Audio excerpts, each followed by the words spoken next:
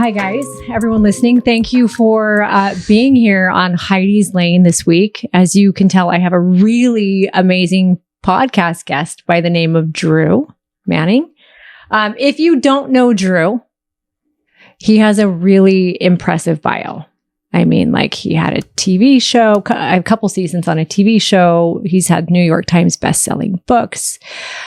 He's done some really incredible, like, fit to fat to fit journeys where he gained weight and lost it to have empathy for the people that he coached. He's a really incredible coach. Yet, Drew, I was telling you today, like, none of that matters to me. Yeah. So, like, as I introduce you, that's so small in comparison to who you really are. Yeah. Like, you, Drew Manning, are the most important part of that. And like, take off all your hats, all the roles you play or you wear. Yeah. And just your friendship and your soul and your energy is really amazing and bright and powerful. Yeah.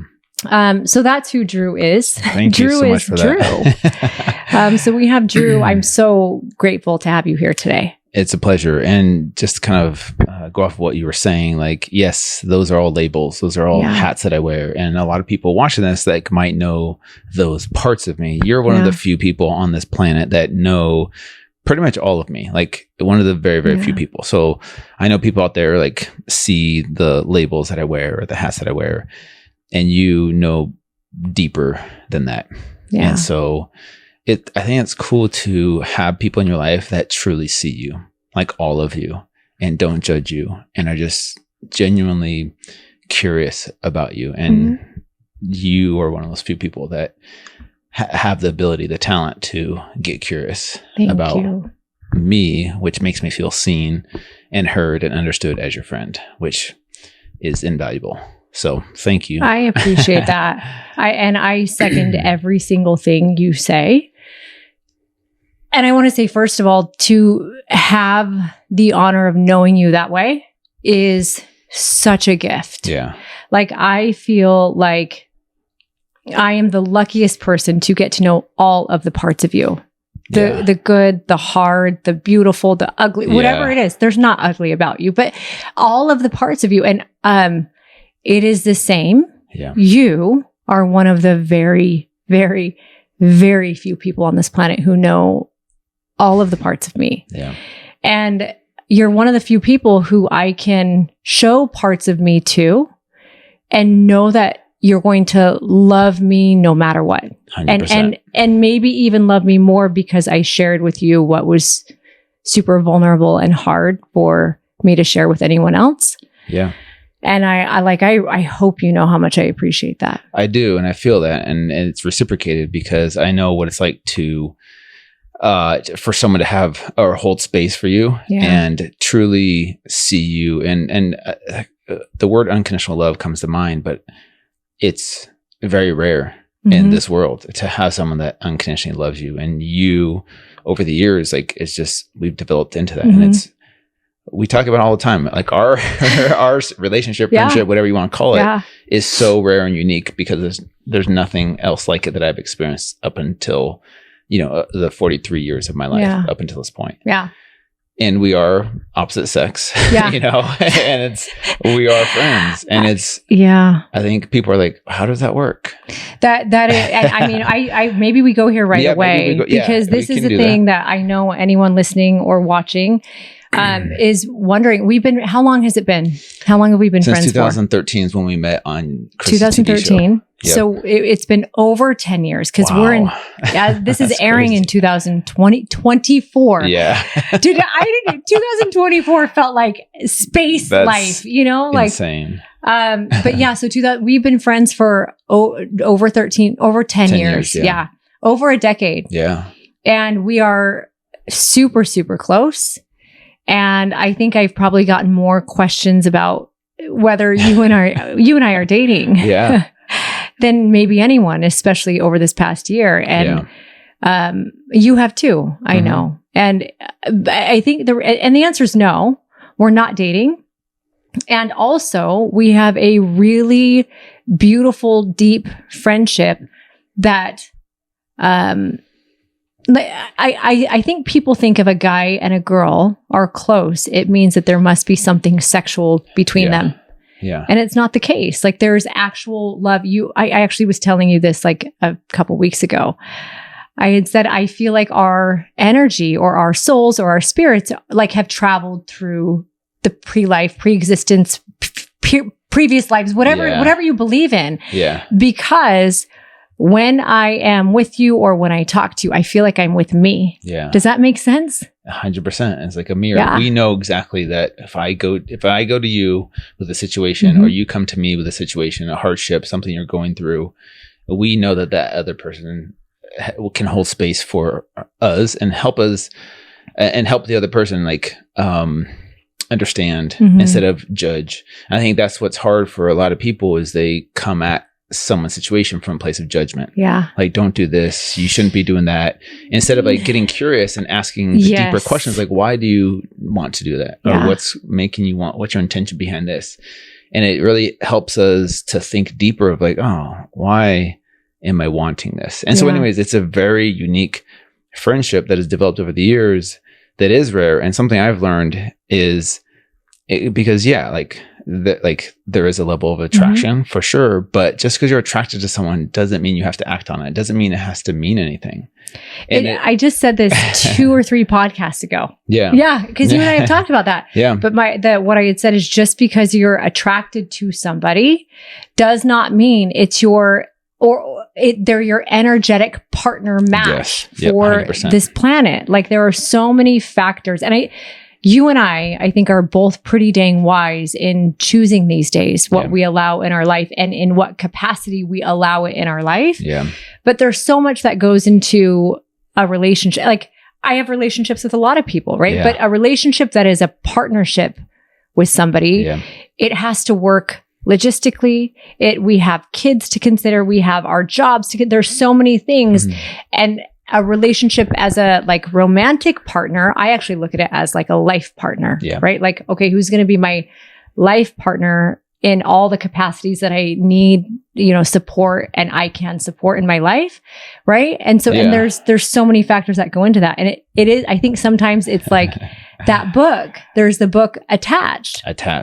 Everyone should read that book, by the way. I think that's a prerequisite if you want to be in a relationship with someone. It's really good because they talk about how over the years we've stopped using our Oh no, I'm sorry. This isn't Attached. This is a book called How to Avoid Falling in Love with a Jerk. You told me I haven't read this one yet, but it's good. Yeah. What he says is we are meant to choose a partner based on heart and head, right? And back in the day, it was mostly head led, and the relationships and the marriages lasted longer because there was a higher success rate because people used their brain and they used logic over heart and romance. And as Hollywood has become a thing and we're romanticized by these movies and what we think it should be. We are now such a heart-led community or world, right? Where we have this instant chemistry and all these sparks and we're like, this is my one. I don't care what it means for my culture, for my religion, for my kids, for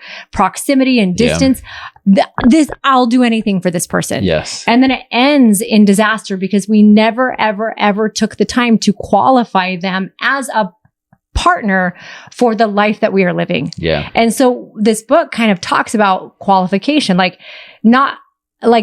do they not just compatibility, but comparability and, family dynamics and all of these things. So they're essentially saying yes, heart is great, but don't let the logic behind what's right for you escape and make it end in disaster. Yeah, 100%. I think there has to be a balance between heart and brain centered, paths that you can choose. Because if you just use one, if you just follow your heart every single time, you'll probably get your heart, ripped to shreds all the time. You never learn from oh, that was a red flag. I probably shouldn't date someone that's like that anymore. And if you're just too logical, then you'll just be full of fear and never actually make the leap of faith of oh, okay, I need to love this person with my heart and let your heart lead. I'm not perfect at it. This is coming from someone who I'm not in a relationship right now. I just recently started dating the past month or so. Yay. Well, you know me, I took some time off. You did. Yeah. And I needed to because I was just my life situation. But I think the interesting thing going back to like our friendship is because I know people out there are probably thinking, well, why don't you guys date? Yeah. Like, why haven't you dated? And can I talk about that? Yeah, of course. I think it's important because people are like, Heidi's Lane, there's nothing off limits. Are attracted to each other. You're awesome. Like you have this deep connection. Why not? And we've talked about this, and for us, we value our friendship so much to the point where to jump into a relationship, it comes at the cost of jeopardizing possibly this friendship, which we both value so much because we both get out of it so much and we both give in, we put in so much as well. Yeah. Getting into a relationship could be the best thing in the world, but it could also mean that the friendship could end if it doesn't work out. Yeah. And this is something you and I had talked about months ago. In Hawaii. Yes. Yes. So when you came out to visit with your kids. There was a trip to Hawaii. Like, wait, what? Yeah, I know. You came out with your kids to visit Drew, stayed at his house. And I actually didn't post hardly anything from that trip because there was so much amazingness and beauty to that trip that I wanted to just be present. And it was awesome. And we had really good, deep conversations. Yeah. And amazing memories too that were made. So many. It was beautiful. We swam with the manta rays. I was going to call them the stingrays. No, we swam with the manta rays. We did the Narnia hike. Yeah, beautiful waterfall. Gosh. Us and kids swam to the waterfall. And what else did we? I mean, there was so much. We had like malasadas. Yeah, we had malasadas, coconut pancakes. We cliff jumped. Like, that's right. Or not cliff jump. Well, we did cliff jump, but we that cove, that random cove. Oh my gosh, there were so many cool things. Yeah, small cliffs. And so here's the thing, can we talk about this too, about you being in a relationship? Yeah. Okay, so to anyone listening, can we announce that? And this because I think that's an important part of like what we're how our friendship still works, even though one of us is in a relationship. Yeah. So I surprise everybody listening. I am in a relationship. I'm super happy for you. I know. That makes me super happy for you. Yeah, and you were one of the first people and only people to know, as I was very much going through. You had a lot of fears. A lot of fears. A lot of fears. A lot of patterns I didn't want to repeat from the past. Fear just in general of, can I even make a relationship work? A lot of fear around, is it too soon? Like I had taken so much time to say, in the next relationship here, I mean, I journaled a ton. I talked to you a lot about what I wanted or didn't want, right? There was a lot of what I wanted, what I didn't want. There was a list of about 100 questions. I can show you on my phone. I'm not kidding.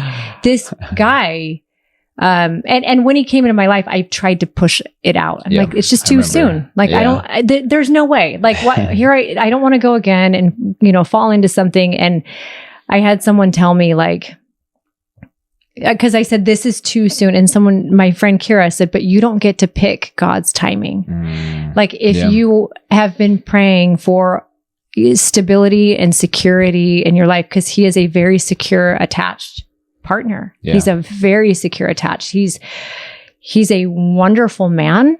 And it was like, I was like, God, please don't let me fall into these old patterns, toxic patterns or whatever it is, right?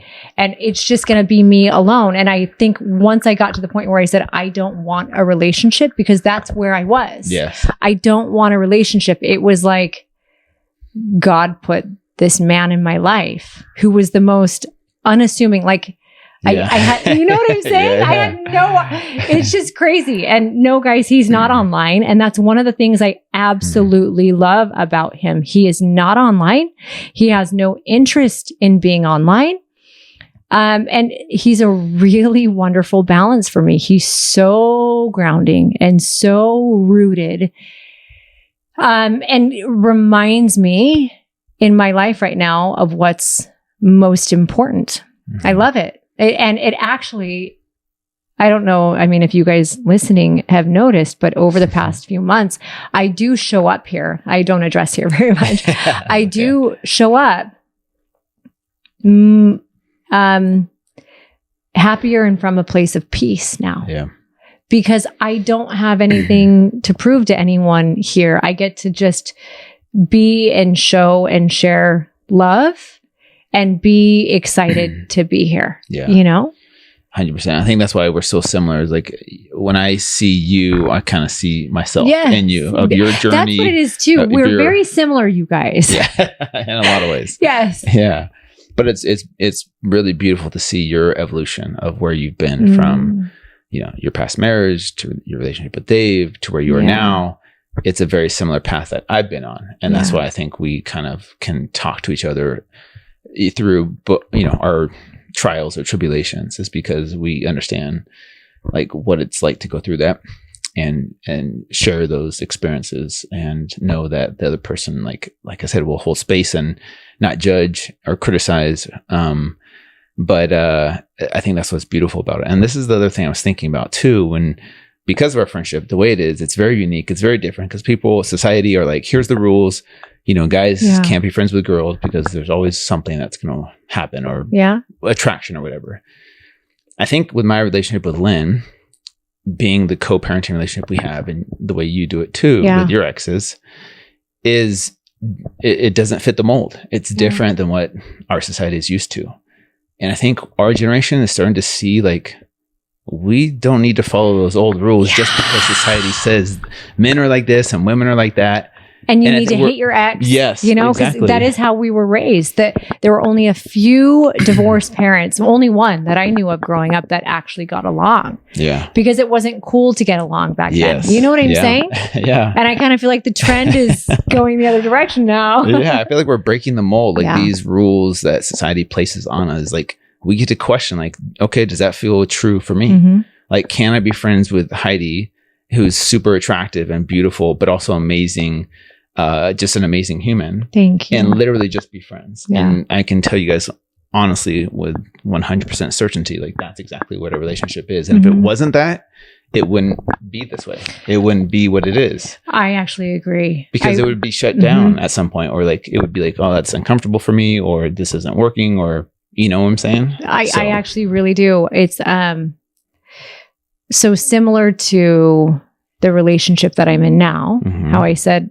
I've said it on here, but I won't share it publicly online ever, probably. I mean, and maybe I'm wrong, and maybe someday, if I'm married, but I won't. And it had the reason for it. It's not because I don't want to, because there are so many things I love. And when you love something, what do you want to do? You want to share it with the world, right? Sure. But I'm learning that when I love something so much, enough to call it sacred, like I get to reserve it for me, or I sometimes should reserve it for me, or reserve it for something different. Yours and my friendship and relationship, whatever it ever has been, like you and I have always valued our relationship so much that it's been sacred enough to not ever cross a line. Yes. Which I know is super unbelievable to anyone listening, but it's just the truth. It's the truth. Yeah. Yeah. And good news is like no one actually needs, if people are listening, they're like, I don't believe you. It doesn't matter whether you believe me or you don't. It doesn't matter. All that matters is what is, you know? Yeah, we know what it is. Yeah. We know the truth. And I think that's the coolest thing about it. It's like, oh, this is different. It's something I've never had before, but I see the value in it as a man, having someone that of the opposite sex that I feel safe with, that I know like there's boundaries in place, and like we respect those boundaries, and that's why it works so well. Yeah. So it's just not, and that's okay. Like if people are uncomfortable or like, we're not used to that. And it's like, okay, we'll get used to it if you want to be our friends. Yeah. But I think we're kind of creating a pathway for other people of like, hey, it's okay, like to question the norms of society. Yeah. And maybe like that's not the best way to do it, just because that's the way we've been told. Yeah, I agree. And you had just said something, you had mentioned boundaries, and it actually made me think of dating in our 40s, which is very different than dating was in my 30s, which was very different than dating was in my 20s. So it's like, and I have, because of my history, I have dated in my teens, my 20s, my 30s, and my 40s. Interesting. Isn't that crazy? That is funny, actually. And it's Same like here, actually. Yeah. So now I think about it. But it's like I'm a very different person, Yeah. right? And it's so interesting because I think old Heidi or young Heidi, right? Yeah. Young Heidi would have looked at how I've approached anything in my 40s and been like, you're weird. That's true. You're not going to kiss So someone true. for 2 months? Like, what is wrong with you? But I'm in the same it's boat. true. It's like I have learned one of the things that I read it was a sermon. Did I ever send you that sermon that I listened to? Maybe. I don't know if I did. Maybe I Okay. should send it to you. Yeah. But he was essentially explaining that when we are dating, we often what happens because we are led by romantic movies that show us what love is, and it's the chemistry and it's sex or physical connection right up front for most people. Yeah. And I'm going to say unfortunately, because I've experienced both sides, physical connection right away and not physical connection right away. But what he says is we experience that right away. And oxytocin and dopamine, we have these hormonal chemical releases in our body and our brain that then tell us we are more in love than we actually are. So it's the feeling, it's that rush. And what happens is we then go from touch or physical connection to trying to get to know someone. So we don't really know them. And then we're left to like, oh my gosh, now that there's connection, physical connection, we're kind of committed. So the commitment's already there, whether you want it or know it or not. Like, can I even trust this person? Can I rely on them? And do I even know them? And truth be told, and it goes into this book, How to Avoid Falling in Love with a Jerk. You guys, everyone needs to read this. They say it takes 4 months before someone's patterns begin to come out. So what this sermon said, and they pulled it from this book, was that the way to go about a relationship in order to have the highest chances of success, mostly for yourself, right, is number one, you have to get to know them. Mm-hmm. Once you know them, and only at the level with which you know them, you say, can I trust them? So then you trust them to that level. And once you know and you say, okay, I can trust, only at the level which you know and trust, then I'm going to choose to rely on you, right? No, trust, rely, then goes to commit. Like, am I ready to commit to this person? And you're getting to know them more. You're seeing you can trust them more. You're relying on them more.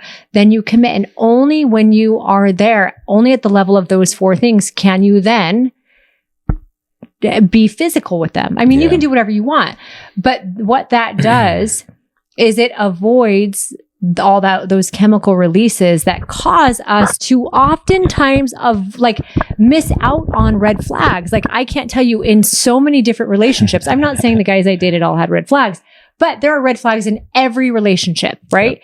And those red flags, they can be fear, but also they can be red flags. And when there's love or sex or oxytocin and dopamine, it's like, oh, it's okay. Like, you tend to overlook them. Yeah, 100%. Because you already have the deep connection or the chemical connection that Mm-hmm. you're talking about. Yeah, we've talked about this before, where we talked about how it muddies the water. Muddies the water. Yeah, that sounded like a weird word. Muddies. It muddies the water, right? And it's weird because we're in our 40s. Of course, we have we still have our libido. Yeah. And it's like, this is different. This is different than what we were used to doing in our past. Yeah. Because but it's funny thinking about this, like growing up Mormon. Yeah. Both of us. We're actually raised Mormon. Yeah. They kind of tell you to wait till you're married. Yeah. And we're like, that's stupid. But there could be wisdom in that. But here's my thing. I think we needed to go through the toxic. We did. Sexual relationships of the past to learn from that. Like, okay, that's not where we want to go now, because we're in a different place now. A different place, not better, just different place where we know what's important to us. And I've had this conversation with girls that I've been talking to of like, I'm not going to jump in and have sex with you right away. Yeah. And even you with the guy that you're with right now. I don't want to say his name, but you're like, hey, here's the day. Everything was very Here's slow. the amount of time I need, so we don't have no sex during this time. Yeah. Let's get to know each other. And it's not what people are used to. Yeah. I can tell you, like, one girl I'm talking to right now, she's awesome. And I've explained to her, like, hey, I'm not ready to sleep with you yet. Yeah. And hopefully that's okay.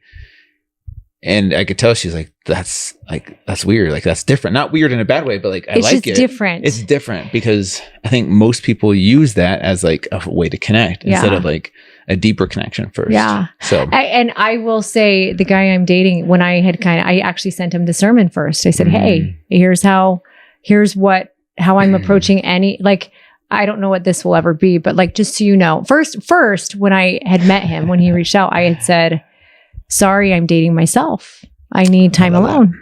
Love that. And he was so respectful of my time alone. Yeah. And didn't even try to do a date or anything like that. And then for about 30 days from the time we started talking, we had to get to know each other before we actually went on a first date. Yeah. And then we were both super clear at that point. Like we had both listened to the sermon. We'd both read the book where all of this came from. And he was so bought in. And he would say to me, like, and we didn't kiss or anything for months. And there was the attraction would grow. But it was mostly because we were getting to know their history, their background, their past relationships, what worked, what didn't, what they were proud of, like the things that like they maybe preach but don't practice, like everything. Like we would, what are you ashamed of? What are you proud of? Talking about our kids. We got to, before we even touched, like in any way, I had so much respect for who this man was, for his, we knew and understood each other's core values. We knew where we were aligned. We knew where we were compatible. We had already talked. I had a list of red flags and I would go through them with him.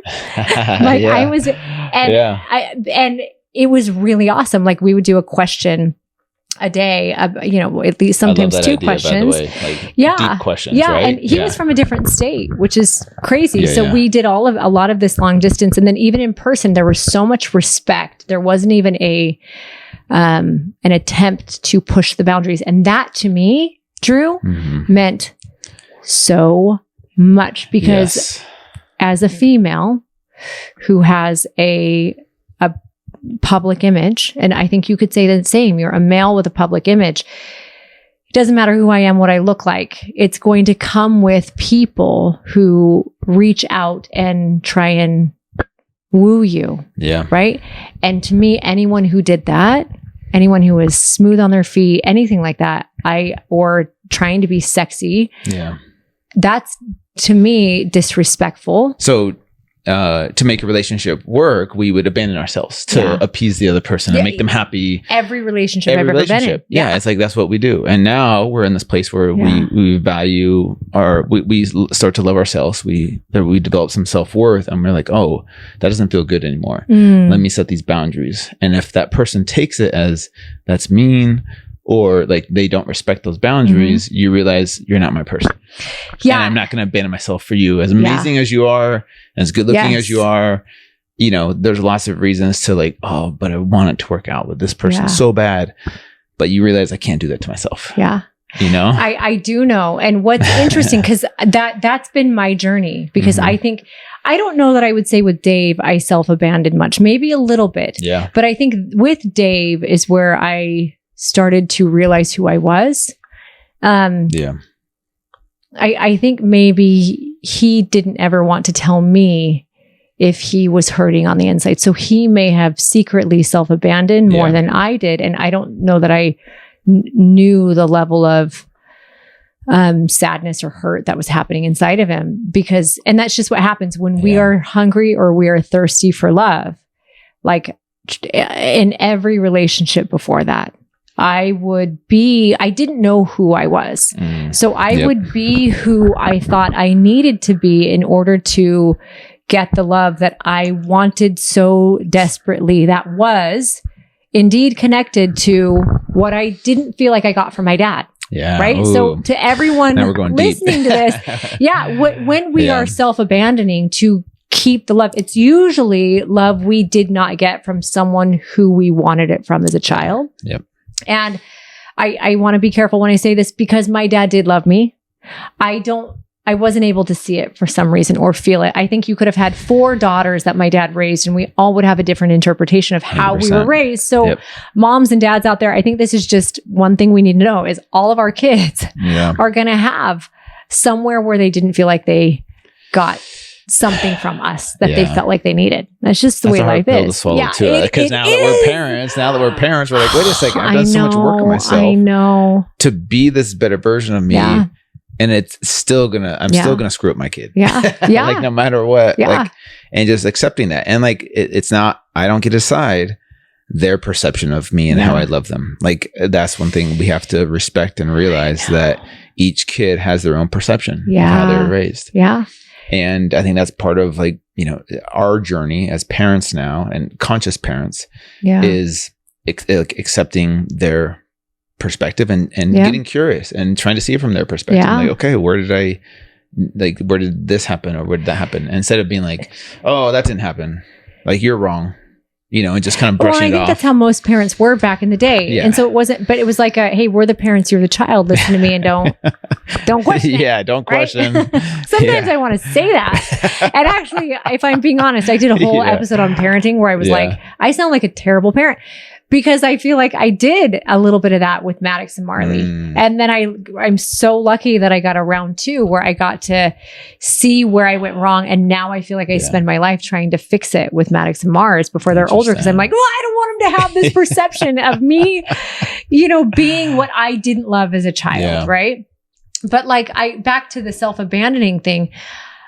You and I had actually just had this conversation not long ago where, because I was saying with Dave, I don't think I did much self-abandoning. And I'm very certain in who I am. Yeah. Very certain. And like so certain that sometimes I'm like, I really don't. I don't need a man. I don't need a partner. And I love that I'm approaching this relationship from that place that I don't need a man. I don't need a partner. I want this person. Like I'm really to the point where I'm realizing though, it's okay to need, and as humans, we want in a healthy way to be needed by each other. Yes. You and I were talking about self-abandoning. Yeah. And I realize like there is a part of me that is realizing that it's not like we self-abandon, but like if I'm so much like, hey, this is who I am and this is what I want. And if you don't fit the mold, then I don't want you in my life. Yeah. I very well could be giving up someone who is so kind and so loving and so all of these things to me. And so there is this thing now, it's like, okay, how do I not self-abandon? Yep. In a way that leads me to some of the destructive things that I was involved in before or patterns that I had. And also compromise, right? Yes. Because in any good relationship, this is where relationships are hard. Yeah. Like it's easy. It's so easy with this guy. And it's hard because it requires that I have to see parts of me that I wouldn't be seeing if I didn't have a man or a mirror holding up a mirror, right? A man holding up a mirror to show me who I am and what I need to work on. Yeah. We talked about this, how relationships are a true test of like the work you're doing on yourself, because that's where you actually apply it. And I told you this, it's kind of addicting being single for a long period of time because you get comfortable. And you're a student reading a book, but you're not applying that shit to the real life yet. It's so true. And like, that's why relationships are so hard. And like, you did tell me being single is addicting. You were the one who said that, right? Yeah, it is. I can see like, it's so comfortable and you're like, oh, then you start dating someone. You're like, oh, they got a red flag. See ya. Yeah. No, I don't like that. I don't want to deal with it. Yeah. It's like, it's so much easier. And so I'm like, oh, okay. Don't get stuck here for too long, you know, because then I'm like, gonna be like grumpy old man that's like by himself when he's 80. See, you know, I'm with you there. Yeah. That is a hard thing. And I think in my therapy and my work, there are times where, especially in the beginning of exploring a relationship, it was like, do I want to be in a relationship again? And part of the reason I would say, and I would look for things and find red flags because I'm a little bit gun shy. Yeah. Because I haven't been able to make it work yet is what I tell myself. Clearly I can't choose them right or whatever. I mean, they're all great, but that's the story that plays inside of my head. So how is this going to be any different? Right. Yeah. I think your brain's looking to protect you, like looking to protect your heart. Your brain's like looking for red flags to get out of this just in case that person could hurt you. And the deeper you go, the more connected you are. Your brain's like, okay, this could really hurt if something happens now. And it's like, you know, it's weird that your brain does that. Like, that's not you. That's like, you know, that's a part of you that's trying to protect you. Fear. It's fear. It's fear-based. And it's so interesting that our brains do that. But this is why self-awareness is so important. And knowing who you are at a deeper level and understanding your core values of like, this is who I am. This is what I'm looking for. And this is what I'm about. So when those moments happen, you can step back as the observer of those thoughts and say, okay, is that really my higher self thinking that, or is this fear-based part of me that's trying to self-sabotage and get out of this as quickly as possible? And if you really know yourself on a deeper level, you can say, that's not coming from my higher self. That's coming from this part of me that's trying to protect me. And I don't need to self-sabotage. I don't need to go down that path because I've done it before and I know where that leads. And so anyways, I think that's kind of one thing. The other thing that came up too that you were talking about that made me think about this is we talked about, you know, not self-abandoning, how important that is, but also not being too boundaried up to where you never let anyone in. Yes. And I think finding that balance, and that comes back to like knowing your higher self and your core values of like what's super important to you. Like what's something, someone said this last night, the difference between a preference and starts with a P. Not priority. Possum. Like princess. Is it a preference or is it like something like a core value? Okay. It was another P word. I can't think of it right now. Okay. But a lot of the things that like, you know, maybe we're boundaried up about are just preferences of like, I'm like on this a priority over preference. Yeah. Priority maybe. Okay. Yes. Yeah. Okay. I think it was priority. So like your core values are your priorities. Yes. Like those are important to have not boundaries. Budgeable. Yes. Understand what they are. Gosh, if I can tell anyone listening right now, understand those core values. Yeah. Like for example, if I was dating someone and like, oh, they don't watch football. They don't like football. Like, of course it's a preference of mine, but I'm not going to break up with them because they don't watch football. Like, you know what I'm saying? Or they're not a 40s Niners fan. Go Niners. They're out. You're out. You know? So anyways, like knowing the difference between those two things and knowing what to boundary up about and what not to. Yeah. It's like just a preference. So anyways. I really like that. And I think you make your list and you have your priorities and your preferences, right? Yeah. Or just know the difference between them. And then I think that there's a bunch of stuff in the middle too. When you're actually taking all of the stuff that you've learned, right? And you're applying it to a relationship. Now you're done studying, you've done all the coursework, and now you're going in the field and getting your, what is it called in college when you like go and you're an intern, right? Oh yeah. You're applying it to real life. But there's a lot in the middle that when you're in that relationship becomes fuzzy and you're like, okay, is this me? Ooh. Like, is this a core value of mine or am I being stubborn? Well, maybe tell us about an example of that because you're the one in a relationship. Gosh, I'm so bad without like actually being in the middle of it. Yeah. It's like maybe like raising kids. Like I could see that being kind of like, yeah. Okay. Like, well, I mean, this doesn't apply with me and the guy that I'm with now because we are very, very, very, very, very aligned with kids. And I really love that we parent the same way. Yeah. That makes everything easier. But that was, you know, in previous relationships, plural, not just one previous relationship, but in previous relationships, that was a hard thing. And I had found myself early on, potentially not holding strong to my core value and allowing, how do I say this? A different style of parenting that doesn't make me proud so that I could win the love of somebody else. Does that make sense? And so, but yeah, that is like parenting is a really important one. Let me think of something. I can't think of one right now. Yeah. But there are things in the middle. I know, because I know, you know, you and I had talked at one point where I was like, things, that's the thing. That's what a relationship does. I was like, crap, what do I do? It brings things up. Yeah. That you're like, and here that are unplanned. Yes. You know, like, oh, I didn't think about that. And I will say this, what is one of the most important things for me in a relationship with another person sometimes isn't the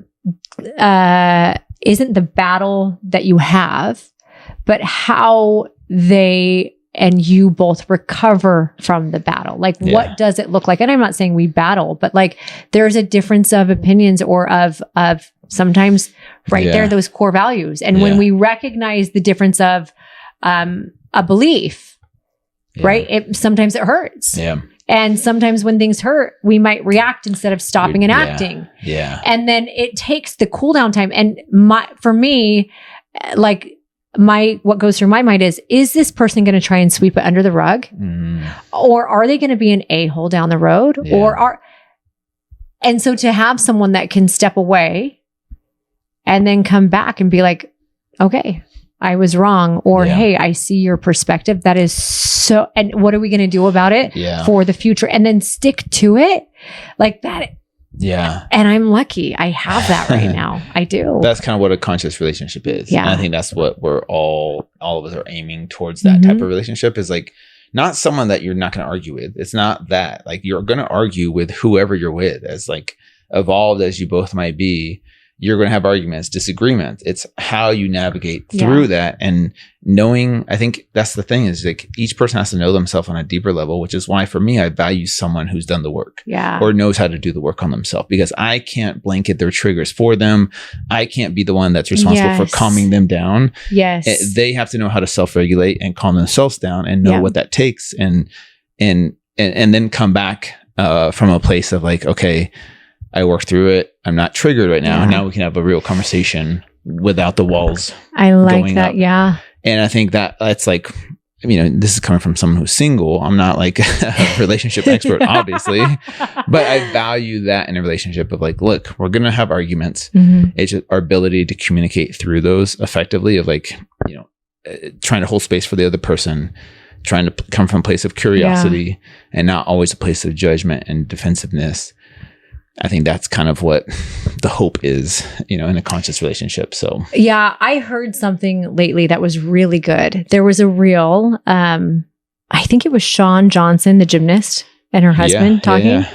I don't know, maybe I sent this to you, maybe I didn't, but it was really, really good. She had said, because, like in the heat of a moment, sometimes what triggers us, I'll speak for myself, is when my partner, whoever it is or has been, says, well, like they're calling me out on something, right? It's hard to hear. And that can sometimes cause a reaction, right? 100%. Which then escalates and becomes a big messy thing. And most people don't know how to walk down from that. And it just kind of either gets swept under the rug or it just creates a bigger barrier.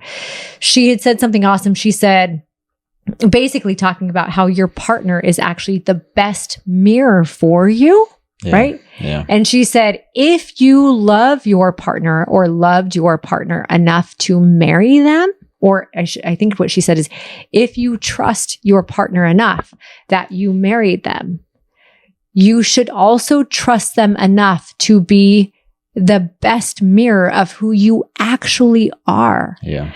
So when they say you're being this way or you're coming across as this way, instead of saying, no, I don't, and slapping their hand and like being mad and resentful that they said that, maybe take inventory and be like, hey, what truth could be in what they were saying? Like, what opportunity for growth can I find here? But I think until someone is willing to say like, what opportunity for growth is in what's being said, there's going to be toxicity in the relationship. 100%. And that's the hard part, is like, we're still human at the end of the day. We might have the knowledge of like, oh, okay, don't take this personally. This person's a mirror of myself, my issues, but in the moment, sometimes you are reactive. And this is what I've learned, is like when you are triggered and there's no space between stimulus and reaction, and it's just your brain reacting on autopilot, most likely you're not going to make the best decisions in those moments, whether it's a conversation with your loved one, whether it's like eating unhealthy food that you're trying to stay away from, or alcohol or drugs or something. If you're always constantly reacting out of a triggered state, you're in the subconscious mind, which means you're on the autopilot, versus when you're in the conscious mind, you can create space between stimulus happening or someone saying something to you and the way you want to respond as your higher self. The more space you have, the more power you have. And this is why doing the inner work is so important. But I learned this from a book by Oprah called What Happened to You. And Viktor Frankl talks about this too. The more space you have between stimulus and response, the more power you have. So if you're on a health and fitness journey, if you're trying to, show up better in your relationship, if you're trying to be a better parent, whatever it is, learn how to create space between being triggered and the way you react, and you'll show up your higher self. So that might be breath work, meditation, journaling, going for a walk, talking to a friend, meditating, whatever it does, to whatever you need to do to create space. Yeah. Instead of just being reactive all the time, you'll most likely show up as your higher self majority of the time.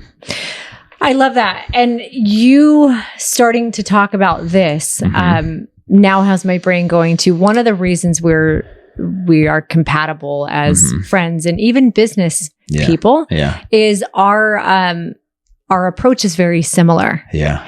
And it's very, very similar. And I think a lot of it is because we've traveled similar paths. And, but I know you're coming out. Are you allowed to even talk about it? What the thing you were telling me about it, or no? What is it? Sorry. What? The 2-day thing? Oh, the 2-day. Yes, we can talk about that. Are you allowed to say that? Yeah. But I love the concept of it. Thank you. And we can talk about that. It's like a 2-day something. Yeah, so it's a 2-day workout program called Split to Fit, and it's based on science, where it shows the studies showed that doing 2 days of 150 minutes of working out, so 2 longer workouts per week, is the same as doing 5 or 6 workouts spread throughout the week, like most of us do. And it's just a new concept of this whole approach to health and fitness. We think it's like an all or nothing, like 100% in or 100% out. So if I'm going to get healthy, I got to work out 6-7 days a week. I got to meal prep. I have one cheat meal. I have to count my calories and macros. I think sometimes it becomes overwhelming for people, and you're busy moms and dads that are in survival mode are like, all right, I got to do Drew's program. I got to count my macros. I got to do all this checklist of things to get to where I think I need to go. And then life happens, there's emotional triggers with their spouse, with their kids, jobs. And then the last thing they want to do is eat chicken and broccoli when they want an emotional release. So they mac and cheese. Yeah. They reach for something quick and easy to escape. And then the guilt and the shame comes in, and then it's people beat themselves up, and it creates a vicious cycle, and people get stuck there. Yeah. So my Split to Fit program is just something new I want to test out for 2024 to give people hey, 2 days a week, make it work whenever you want to, either Saturday or Sunday, or a Tuesday and a Thursday, or whenever you can fit 2 days of working out in. And realize that it doesn't have to be all consuming. It doesn't have to be, you don't need to be a fitness influencer to live a healthy lifestyle. So it's just a easier approach for people. I love it. And I would say it's a more attainable approach for people. Yeah. And I think that the way that you approach just health in general and wellness, it's not like me, right? It's not the number of pounds you lose. Yeah. It's not how you eat or even how you move. I think it's first how you feel and how you love yourself, right? Which I think we should talk about in a future episode, because that's a whole topic on in and of itself. And making it attainable and achievable. And you do such a good job. I've seen you coach a lot of the people who probably are listening to this, who were in my challenges and a part of my program when I stopped doing that earlier 2023. They came over to you and they love you. Cool. Yeah. Because you approach it from a mental, emotional standpoint, right? So ours is big into self-love, and you are too. And you incorporated the breath work and the meditation and the different mindset challenges. It's really awesome because the truth, if you're not right in your head and your heart, it doesn't matter what you eat or how you move. It's not going to make a difference, right? Yeah. It's not going to actually achieve what you're hoping for. Yeah. Right? The why underneath losing weight. Yeah. Right? I think everyone is trying to fill this void that they don't know exists, but it is there. Yeah. And they think, if I get this body and look this way, I'll feel better about myself. People will love me. I'll love myself. It'll fill that void. And they almost don't even know that thought process is there. They just think, I need to lose 100 pounds, or I need to lose 50 pounds, or I need to be skinny. That's really the dialogue going through their head. Yeah. But everyone listening, ask yourself, what is under that? I love what you just said. Can you say it again? them like hoping that that's what's going to fill the void for them. Is that what you mean? Yeah. And like if people see, then maybe they'll love me. You know, if people see me with this new body, they'll love me, and that'll give me permission to love myself. And I think that's kind of where people get stuck in, like, why can't I just achieve this thing? And even if they do achieve it, it's not like, we know this, like people who have achieved the physique, there's people who have 5% body fat that still don't like the way they look, are still unhappy with who they are.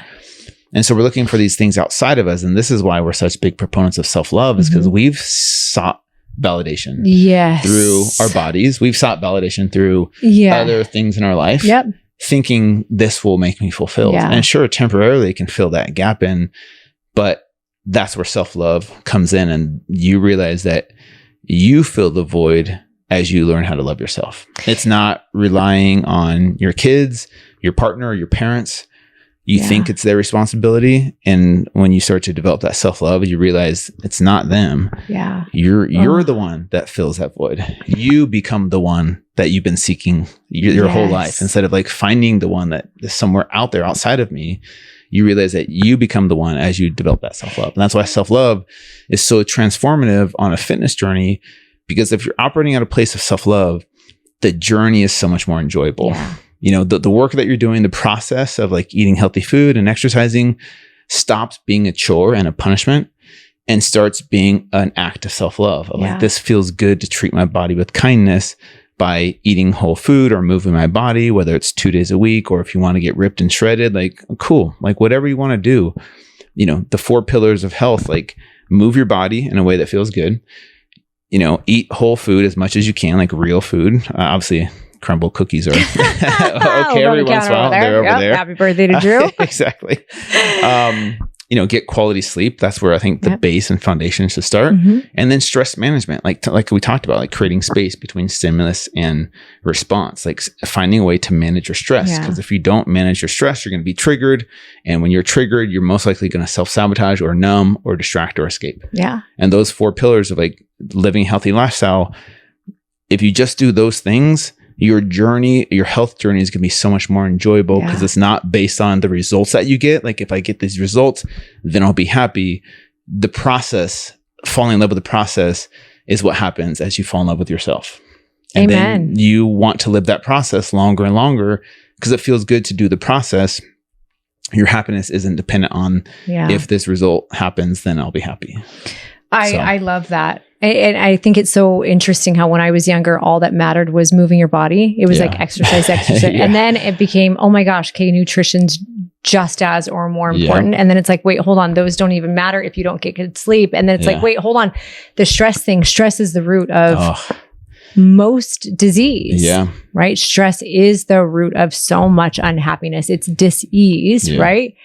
And I love everything you just said. And I agree with all of it. Yeah. And that's kind of why our health and fitness journey like has become so aligned, is because we aren't speaking from a place of like, oh, we read this book and we're telling you to do it. It's because we've been broken down by life. We've been beat up and hit our rock bottoms and had to find our way out of it. And these tools that have helped us dig ourselves out of our rock bottoms have really helped us see the path of health and fitness from a totally different perspective of like, okay, I used to make it all about like, here's your calories and macros and like supplements to get this body. And there's a component to that, of course, but we've learned, because we've learned how to love ourselves, like, oh man, this is so much more enjoyable if you learn how to love yourself as you are. Not one day when you get this body, then you're lovable. You're lovable now. You're worthy now. And if you start operating at a place of worthiness now, the journey is just so much easier and manageable for people. So that's something I always say to the people in my groups or communities or whatever, if you can't figure out a way, if I can't teach you or you can't figure out yourself how to love who you are right now, and you think that love is on the other side of that number on the scale, you're setting yourself up for disappointment because it's not going to happen. When you actually get to where you think will make you happy, what will inevitably happen is you will be more miserable. Like you go from 300 pounds to 150 pounds. And if you like at 300, if you're like, when I get to 150, then I'll be happy. It's what we call lottery syndrome. You'll get to 150. You'll be more miserable at 150 than you were at 300. Yes, there's going to be like, there's hard no matter what. There's hard to maintaining 150 pounds. And also there's the, oh my gosh, I thought happiness was here. And if it's not here, where is it? I'm more miserable than ever. And so it is truly like, I love what you said, relating the self-love to transformation, which is what we do. That to me is transformation is self-love. Like it's learning how to love yourself. And Chris and I always said from the beginning was, we teach you the keys for literally everything in your life. Like what we are teaching you will make you successful, will give you the tools to be successful at any single thing you do in your life, whether it's career, being a mom, being a spouse, whatever it is. We just apply it towards weight loss or towards body transformation. And so that's, you said, it's not there. It's not in what they do for you. It's in me. It's in self-love. It's not what the scale says. It's in me. It's what I say. That same thing, we were literally just talking about in relationships, right? It's not what a partner can give you. It's who you are first and foremost, right? It's like it's not looking for someone to fulfill you or complete you. It's recognizing that you are full and you are complete. And then and only then, at least for me, can I have a healthy relationship?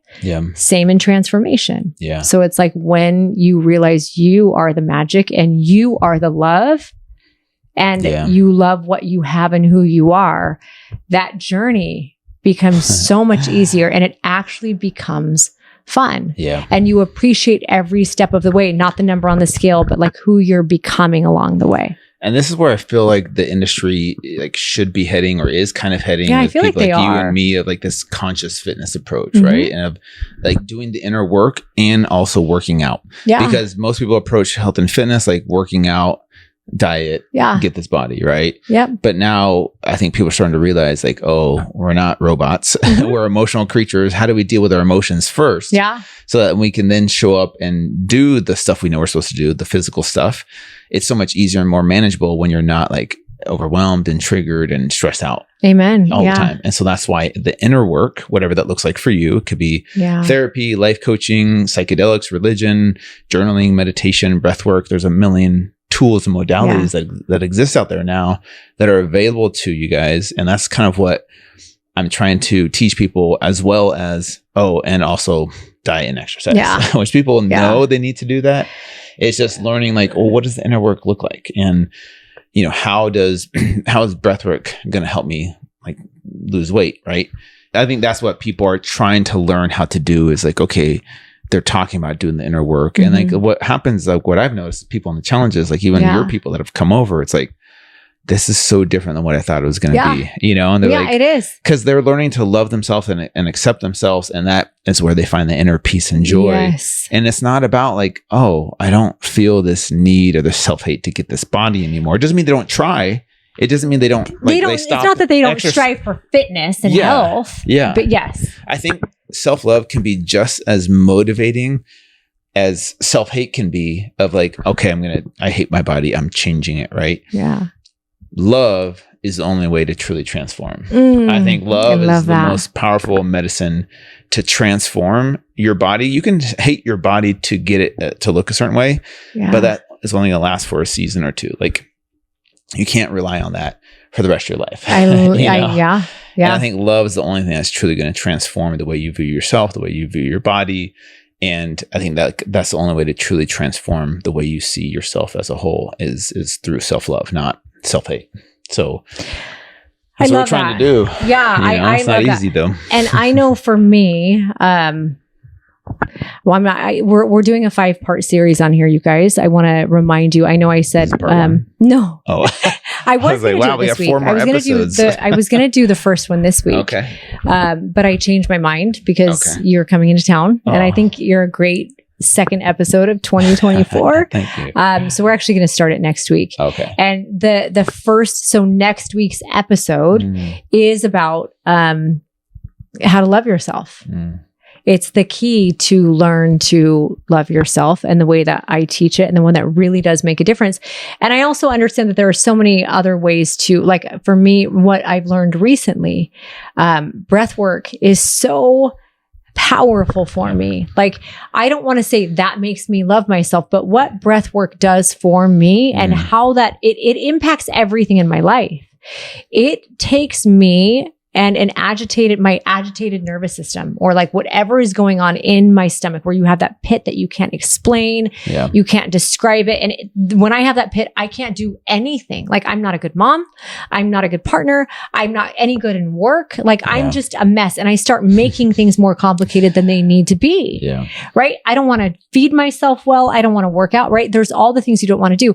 What I have learned is that I can enter one session of breath work, and within minutes, like actual minutes, maybe even seconds, go from agitated, don't want to be around me, to peace and calm and home in my body. Like, I actually can connect with my soul and my body through breath work in a way that I never knew how to connect before. When I'm in that space, and when I can push out all of the noise that is around me in the world, then I can make proper decisions. Then I can choose good, healthy food to put in my body. Then I know I need to hydrate. Then it's like the simple things. It just simplifies. It like pushes all the crap away. And puts everything simple and organized in front of me. And it's like, oh, that's all I needed to do was breathe. I know. You just know what I'm breathe saying? differently, and it changes your state of mind. It so changes powerful. perspective. Like, and perspective is so much, you guys. It's everything. Perspective is everything. It is. And I've seen you do that, and we've done breath work together, and like, you feel it's a felt experience that transforms, the way you view your situation. So I did a 30-day breathwork course for some followers recently, and like, most of them were female, and most of them were anxious, like just super high anxiety type people. And they had no idea that just doing these, we did 5-minute breathwork sessions for 30 days straight. Just doing the 5-minute breathwork session puts them into that state of mind of like, my anxiety is gone, or when I am anxious and I am like triggered, I can go to my like 5-minute breathing session and come out of it like, oh, is that so cool? I'm good now. And then you're not acting out of a place of being triggered all the time, whether it's with food or your spouse or your kids. You're able to, like I said, create space and show up your higher self, because your emotions are being regulated. I like that. And that's what we don't learn as humans. We don't learn how to like regulate our emotions. We learn just how to suppress and distract and numb. That's why we've been programmed with food, drugs, alcohol, sex, porn, TV shows, social media.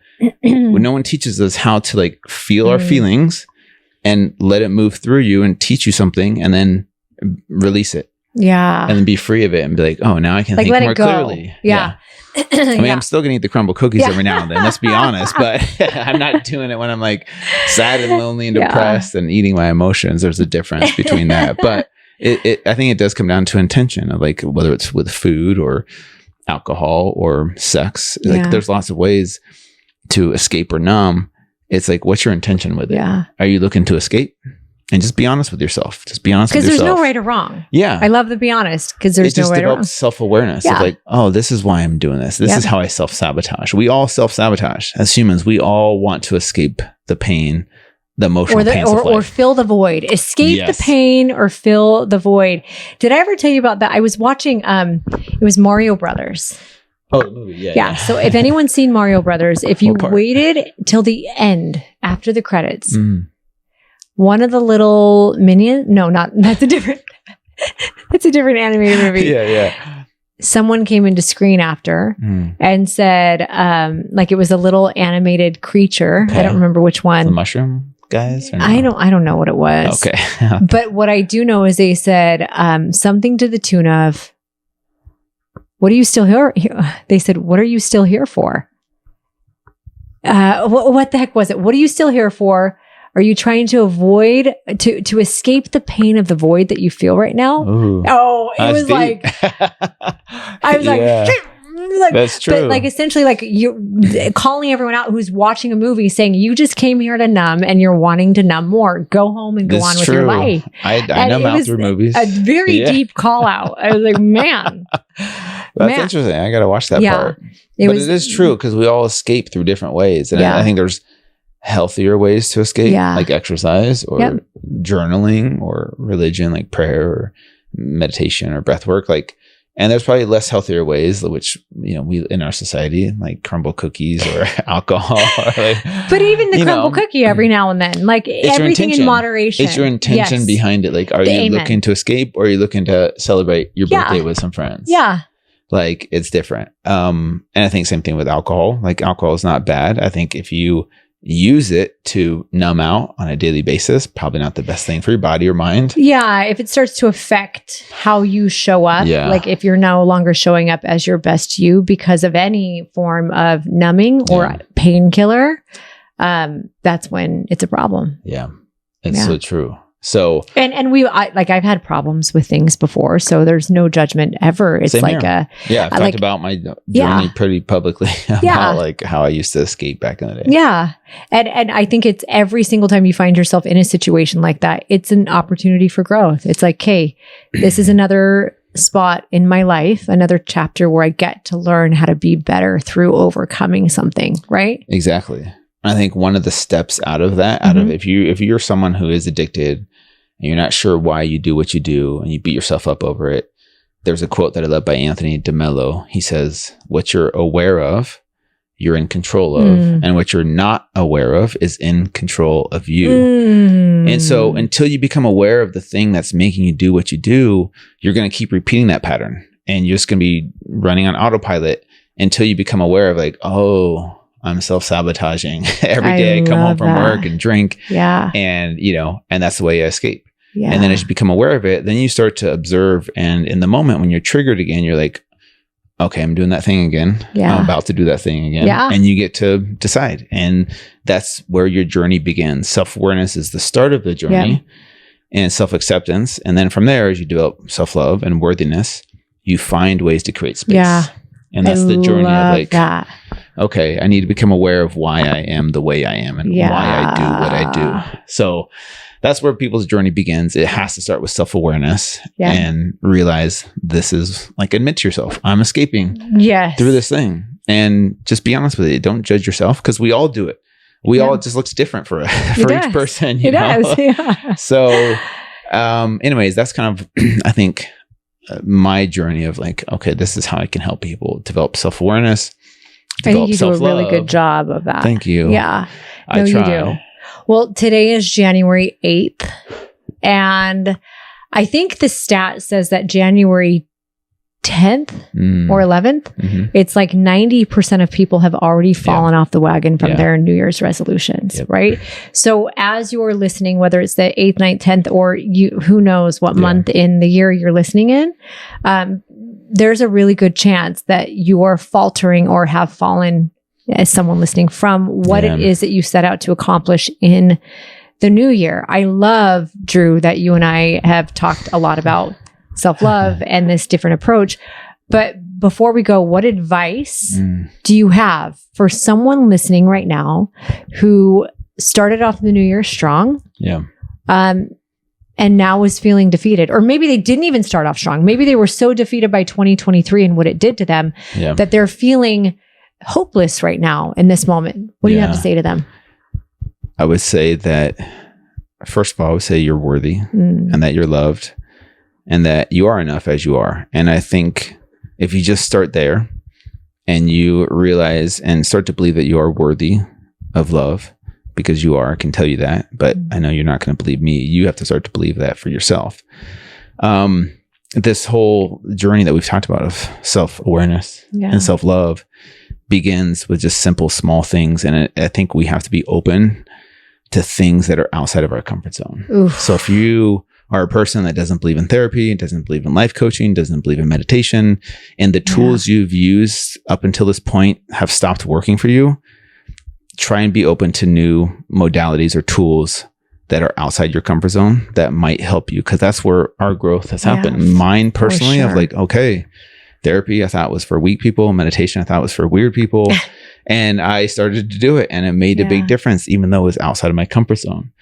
And I think the other part of it too is training your brain to become comfortable in uncomfortable situations is a part of any type of transformation, not just physical fitness transformation, not spiritual transformation, but any kind of transformation is going to require you getting uncomfortable. And if your brain is not conditioned to be uncomfortable, because we are biologically wired to seek comfort, you have to fight against your own biology to find ways to get comfortable being uncomfortable. So whether that's a cold plunge like you have outside, which you haven't used yet. No, I have not. Well, by January 8th, I have. Some point you will. But like little things like that, like getting out of your comfort zone in small areas, I think that's where you start to develop some discipline and some ability to stay consistent of like, oh, I can do hard things. I can do uncomfortable things. Yeah. Because at some point you're going to have to do hard things and uncomfortable things. Like that's just the way the game is set up in this life.